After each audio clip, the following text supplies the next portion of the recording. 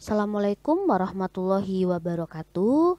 Teman-teman, pada pertemuan kali ini kita akan melanjutkan pembahasan terkait dengan penulisan karya ilmiah yang sebelumnya kalian sudah belajar terkait penulisan bab 1 dan bab 2. Kali ini kalian akan menyempurnakan yaitu dengan belajar bab 3, bab 4 dan bab 5. Yang pertama terkait dengan menulis bab 3 itu adalah metode penelitian. Pada metode penelitian itu kalian harus menulis beberapa subbab di dalamnya, atau kalau tidak ada subbab maka dia bisa menyatu jadi satu di dalamnya gitu ya. Sebenarnya metode penelitian itu apa sih gitu ya. Metode penelitian itu merupakan cara-cara yang ditempuh untuk mencapai tujuan penelitian.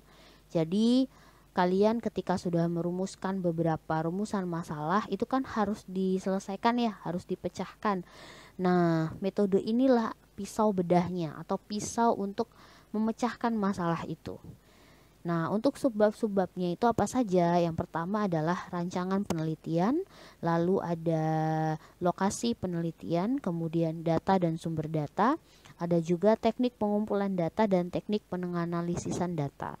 Kadang bagian yang saya warnai biru dan merah, data dan sumber data serta lokasi penelitian itu kadang di skip di dalam penelitian, terutama yang menggunakan ragam karya ilmiah subresmi. Jadi cukup 3 saja, yaitu rancangan penelitian, teknik pengumpulan data, dan teknik penganalisisan data. Masing-masing akan saya jabarkan. Yang pertama terkait dengan rancangan penelitian. Di bagian ini kalian harus menjelaskan kalian tuh pakai jenis penelitian apa sih gitu kan. Penelitian pengembangan kah, penelitian eksperimen kah, tindakan kelas kah, atau non eksperimen gitu kan, atau studi kasus, survei. Nah, itu harus dijabarkan di sini gitu ya. Mengapa metode itu yang dipilih juga harus disampaikan. Jangan sampai tidak ada penjelasan gitu ya. Kaitkan atau relevansikan dengan tujuan penelitian kalian. Yang kedua, terkait dengan lokasi penelitian. Ini harus detail teman-teman ya. Biasanya kalau kalian mengerjakan skripsi itu ada surat pernyataan gitu ya, bahwa kalian benar-benar melakukan penelitian di sana gitu, atau surat tanda terima bahwa dari lokasi penelitian itu bahwa penelitian kalian sudah dilakukan. Nah, ini jadi harus ditulis lengkap ya, detail alamatnya. Terus data dan sumber data. Nah, ini sudah saya berikan ya contohnya bagaimana cara menulis data dan sumber data. Tinggal dituliskan aja gitu ya. Tapi yang perlu kalian pahami adalah terkait dengan jenis data itu ada 2 tipe teman-teman. Jadi ada data primer dan ada data sekunder. Kalau data primer itu adalah data yang paling utama gitu. Ibaratnya dia menyumbang menjawab masalah penelitian itu hampir 70%. Itu namanya adalah data primer. Data sekunder itu hanya pelengkap saja untuk menyempurnakan kekurangan dari 70% itu, yaitu 30%. Itu namanya data sekunder. Selanjutnya teknik pengumpulan data teman-teman ya. Teknik pengumpulan data ini termasuk bagaimana sih gitu kan pengambilan data ini diambil gitu ya. Tekniknya apa aja? Nah, banyak ya. Kalian bisa pakai observasi mungkin, atau wawancara gitu kan, kuesioner, bagi-bagi kuesioner. Sekarang kan udah zaman tuh orang bagi kuesioner lewat Google Form gitu kan, di-share lewat WA, Line. Nah, itu kalau ada orang yang meminta bantuan kepada kalian, silakan dibantu karena dia lagi penelitian, teman-teman. Bayangkan kalau itu kalian yang sedang meminta bantuan ya. Selanjutnya menulis bab 3 untuk teknik penganalisisan data. Nah, kenapa tidak teknik analisis data? Karena ini biar paralel dengan teknik pengumpulan data. Jadi harus disamakan. Nah, setelah data itu kalian kumpulkan, kalian tuh butuh pisau bedah untuk menganalisis gitu. Ini tuh data ini berbicara apa gitu ya. Data ini punya maksud apa? Nah, itu harus dibedah. Teknik yang digunakan disesuaikan tentunya. Ya, contohnya kalian membagikan kuesioner sebanyak 2000 kuesioner. Itu kan nggak mungkin kalau kalian harus hitung manual ya. misalkan hitung mediannya, minnya, standard deviationnya, itu nggak mungkin. Kalian butuh alat sistem yang memudahkan. Nah, pakailah SPSS gitu kan, tinggal di input selesai, tinggal klik-klik jadi satu ya. Selanjutnya ini bab 4, hasil dan pembahasan. Nah, ini teman-teman perlu pahami bahwa gaya selingkung di masing-masing dosen itu berbeda. Bahkan tingkat fakultas, misal fakultas X dengan fakultas Y pasti berbeda. Jadi harus benar-benar diperhatikan. Ada yang menyatukan bab ini, hasil dan pembahasan dianggap menyatu sehingga langsung benar-benar jadi satu. Nah, ada juga yang hasil penelitiannya itu di subbab tersendiri, lalu pembahasan di subbab yang lain. Nah, itu juga boleh. Loh, itu gimana Bu cara membedakannya? Nah, untuk hasil penelitian itu kalian nggak boleh membahas. Jadi murni isinya adalah hasilnya saja. Apa yang terjadi itu aja. Tapi nggak ada dikritisi. Tapi kalau di bagian pembahasan kalian harus mengkritisinya gitu ya. Apa saja yang dilakukan di pembahasan? Ini dia ya. Yang pertama, kalian harus berusaha menjawab masalah penelitian. Jadi kalau masih di subbab hasil itu belum berbicara gitu ya.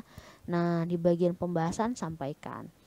Menafsirkan temuan-temuan gitu. Kalau misal temuannya X di subbab hasil, kira-kira maknanya apa ya gitu ya. Jadi seperti itu. Mengintegrasikan temuan penelitian ke dalam teori yang sudah mapan. Nah, ini terkait dengan kajian pustaka tadi itu. Makanya teori itu menjadi penting. Kaitkan dong ya. Kalau misalnya ada yang mengatakan bahwa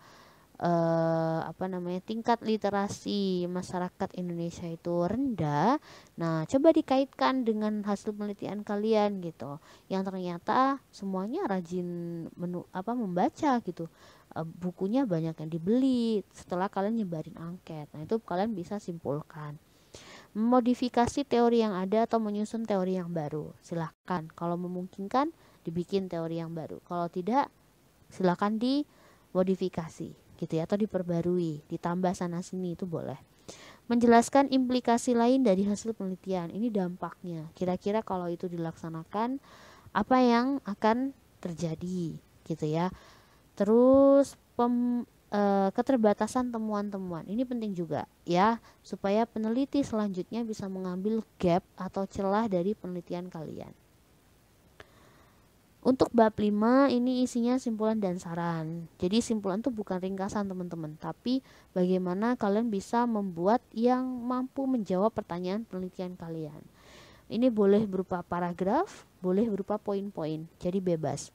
Kalau saran itu tunjukkan di mana kekurangan yang harus dilanjutkan oleh peneliti berikutnya. Ini ada di bagian saran.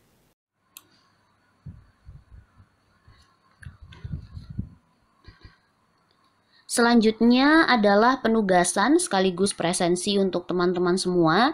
Jadi untuk presensi kehadiran, silakan teman-teman bisa memberikan tanggapan, bisa berupa tambahan informasi, kritik, dan saran untuk hal-hal yang terkait dengan materi hari ini. Mungkin ada yang lupa belum saya sampaikan gitu ya, atau teman-teman ingin mengajukan sanggahan tuh diperbolehkan. Lalu ketua kelas mohon untuk membantu melakukan rekap presensi kehadiran teman-temannya. Nah, untuk penugasan, silakan teman-teman bisa mulai menulis artikel ilmiahnya di waktu senggang yang masih tersisa ini, manfaatkan dengan baik, dan saya hanya membuka sesi konsultasi untuk penulisan artikel ilmiah di jam perkuliahan pada hari ini. Jadi nanti saat UAS, kemudian saat menjelang UAS itu sudah tidak diperkenankan lagi untuk bertanya baik melalui grup WA maupun Japri gitu ya. Jadi silahkan dimanfaatkan, terutama mohon ditanyakan di grup WA saja ya, supaya pertanyaan kalian itu bisa juga dibaca oleh teman lain sehingga mereka tidak bertanya hal yang sama berkali-kali melalui Japri WA ke saya gitu ya. Jadi mohon bantuannya.